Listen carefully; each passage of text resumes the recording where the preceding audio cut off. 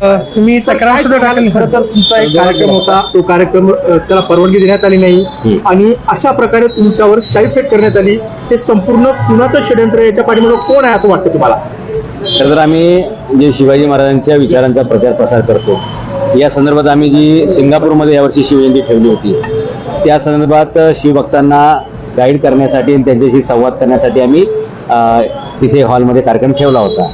परंतु राष्ट्रवादीच्या काही गुंड प्रवृत्तीच्या कार्यकर्त्यांनी सातत्याने दबाव आणल्यामुळे भांडारकर इन्स्टिट्यूटने मग ऐनवेळी दुपारी 3:30-4 वाजता तो कार्यक्रम कॅन्सल करावा लागेल असं आम्हाला कळवलं. आणि तो कार्यक्रम असं दबावापोटी कसा कॅन्सल होऊ शकतो याचा जाब विचारण्यासाठी मी विश्रामबाग आपले ते डेक्कन पोलीस स्टेशनला निघालो होतो. आणि त्या जो कर्मचारी त्यांचा होता तो संपर्कात काही राहिला नाही त्याच्यामुळे. आणि मग मधल्या काळामध्ये पत्रकारांचे फोन येत होते. मग कार्यक्रम का कॅन्सल झाला याचं माहिती देण्यासाठी मी पत्रकार भवन या ठिकाणी आलेलो असताना एक 150-200 लोकांचा जमाव त्या ठिकाणी घोषणा देत आला. आणि माझ्यासोबत असलेला आमचा जो अंगरक्षक होता अक्षय कांबळे यांनी जीवामालेसारखा किल्ला लढवला, वस्ताद लहुजी साळवेंसारखा किल्ला लढवला आणि त्यांनी प्राणपणाने झुंज देऊन त्यांनी माझ्या प्राणाचं रक्षण केलेले. पहिले तर मी त्या कर्मचाऱ्याचे आभार मानतो.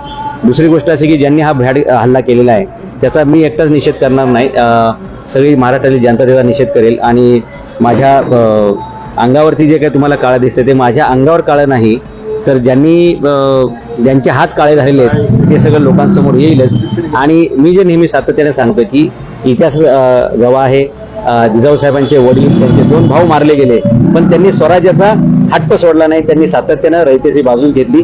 त्याप्रमाणे मी त्यांचा एक वारसदार म्हणून रयतेची कालही बाजू घेतली, आजही बाजू घेतली आणि मी ठामपणे त्या भूमिकेवर आहे. आणि माझी एवढंच अपेक्षा आहे की जर मी कागद घेऊन बोलतोय तर समोरच्यांनी कागद घेऊन बोललं पाहिजे.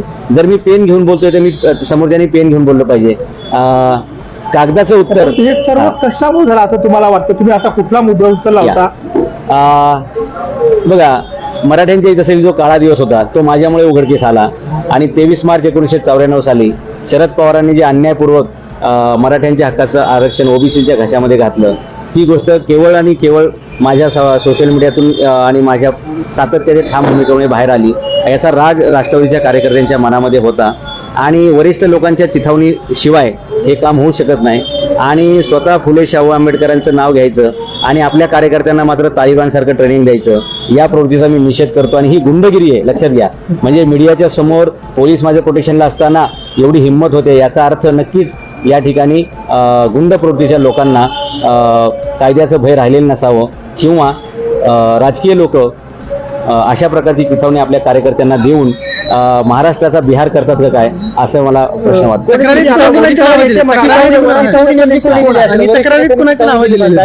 जे उघड, लक्षात घ्या, अचा कारनामा उघड झाल्यानंतर ब चिथावणी देण्याचा काही संबंध नसतो. ज्यांची नावं उघड झाली आणि संपूर्ण मराठा समाजाला कळलं की आपल्या दुःखाला, आपल्या दारिद्र्याला आणि आपल्या ह्या अन्यायाला जबाबदार कोण आहे, हे सगळं उघड झाल्यामुळे आता कागदाचं उत्तर कागदाने देता येत नाहीये, पुराव्याचं उत्तर पुराव्याने देता येत नाही.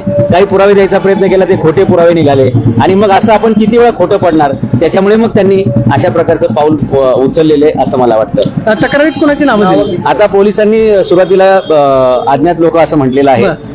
सीसीटीव्ही फुटेज तपासले जात आहेत आणि त्यानुसार जे त्यातले दोषी असतील त्या सर्वांवरती कडक कारवाई करण्याचं पोलिसांनी आश्वासन दिले. आणि पवार गटाचे शहराध्यक्ष प्रशांत जगतापांनी जबाबदारी स्वीकारलेली आहे. याच्याबद्दल त्यांनी एक माहिती सादर केलेला आहे की आमच्याच कार्यकर्ते आहेत ते असं सांगतायत. ते स्वतः त्या घटनास्थळी उपस्थित होते, हे मी बघितलेले. माझ्या कॅमेऱ्यामध्ये पण दिसतंय, तिथल्या फुटेजमध्ये पण दिसेल. परंतु चुकीचं काम करून त्याचं समर्थन करणं याच्यापेक्षा मला वाटतं राजकारणाची पातळी खालवण्याचं दुसरं उदाहरण मला दिसणार नाही. रोहित पवारांवरती सुद्धा तुम्ही आरोप केलेले होते. दाखल केला असला तरी तुम्हाला काय वाटतं, कोण होते, कोण तुमच्यावर हल्ला करू शकतात? कारण काही दिवसांपूर्वी उघड धमकी सुद्धा देण्यात आली होती की तुमच्या तोंडाला काळं पासून, आणि असं असताना हसण्यात देखील आलं. त्या संदर्भातल्या मला पूर्वी खूप धमक्या आल्या होत्या. आणि तुम्ही शरद पवारांच्या विरुद्ध बोलणं बंद नाही केलं तर तुमचं तोंड बंद करू कायमचं, अशा धमक्या आल्या. पोलिसांनी मला प्रोटेक्शनही दिलेलं आहे. माझ्या घरी 4 गार्ड असतात, माझ्यासोबत एक अंगरक्षक असतं, ही सगळी गोष्ट आहे. परंतु तरी सुद्धा मी थांबत नाहीये आणि जनतेसमोर एकदाच उघडच झालेलं आहे. त्याच्यामुळे राग आल्यामुळे लोकांनी ते काम केलेलं आहे.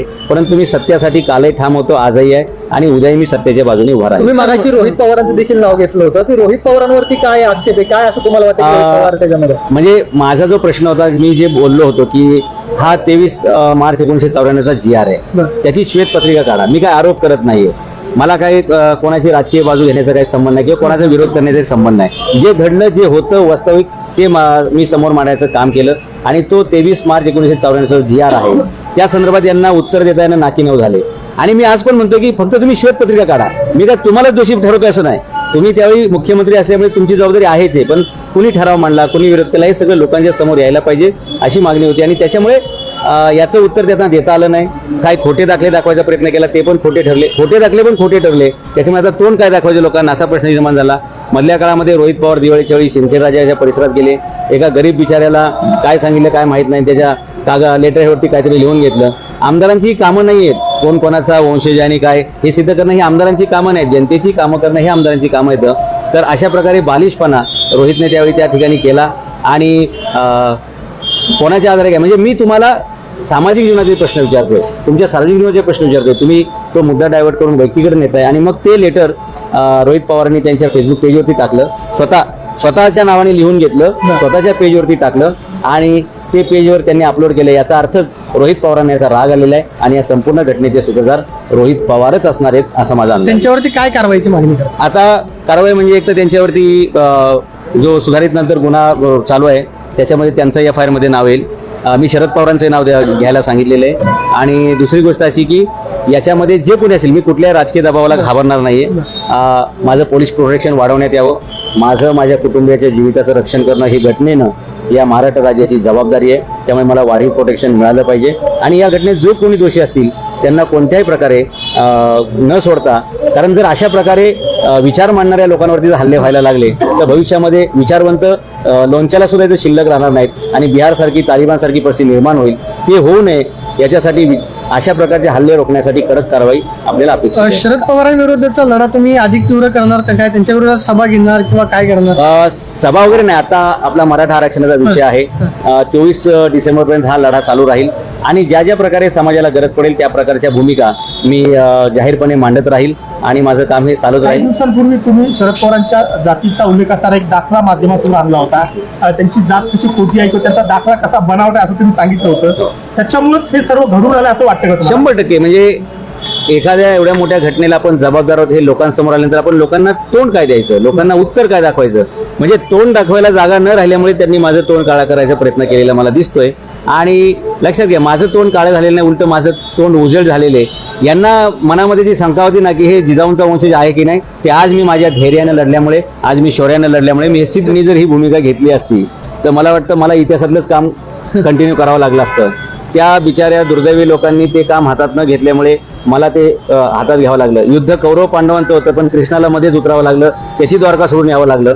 तसं मला माझं इतिहासातलं काम ठेवून, माझ्या पुस्तक लिखाणाचं संशोधनाचं काम ठेवून माझ्या समाजासाठी मला उतरावं लागलं. म्हणजे अमेरिकेहून आल्यापासून 3 वेळा मी अंतरवली सराटीला गेलो आणि अनेक वेळा मला व्हिडिओ बनवायला लागतात, अनेक ठिकाणी मला मार्गदर्शन करायला जावं लागतंय आणि कायदा आणि सुव्यवस्था राखा असा संदेश आम्हाला वेळोवेळी द्यावा लागतोय. त्यामुळे माझं इतिहास संशोधनाचं काम डिस्टर्ब झालंय, पण समाजासाठी मी हे सातत्यानं करणार आहे आणि करत आलेलो आहे. तुम्ही पण मागील काही दिवसांपासून अशाच प्रकारची वक्तव्य केलेली आहेत, त्याला चिथावणीखोर मानता येणार नाही का? शरद पवारांना जनरल डायरची उपमा आपण दिली, औरंगजेबाशी त्यांची तुलना केली, मग हे चिथावणीखोर नव्हतं का? हे वक्तव्य माझं चिथावणीखोर नाही, इतिहासाला धरून आहे. ज्याच्याकडून जेवढ्या लोकांचं नुकसान झाले त्याला तेवढ्या प्रमाणात उपमा देणं हा काय मी चिथावणी समजू शकत नाही. हे कायद्याला धरून आणि त्या वस्तुस्थितीला धरून आहे असं मला वाटतं. एक शेवटचा प्रश्न, नामदेवराव जाधवांना आज शाही टाकण्यात आली, त्यांचं तोंड बंद करण्याचा प्रयत्न केला. इथून पुढे जाधवांची भूमिका काय असणार आहे? आरक्षणाचा हा मुद्दा असाच प्रकारे पुढे कसा येणार आहे? त्यांनी माझ्या अंगावरती शाई टाकलेली आहे. मी कागदावरती शाई टाकणारा माणूस आहे. मी नव्याने इतिहास तयार करणारा माणूस आहे आणि धमक्यांना ह्यांना घाबरणारा माणूस नाही. माझा सगळा इतिहासच शाईने घडलेला आहे. त्यामुळे माझ्या अंगावर शाई पडली. माझ्या लिखाणासाठी अजून साहित्य मला मिळालेले आणि मी सातत्यानं लिहित राहील. जोपर्यंत माझ्या हातात पेन येईल, माझ्या डोक्यामध्ये शिवाजी महाराजांचे विचार आहेत, मला वाटत नाही मी कोणाला घाबरू शकेल. Not possible. धन्यवाद. थँक्यू.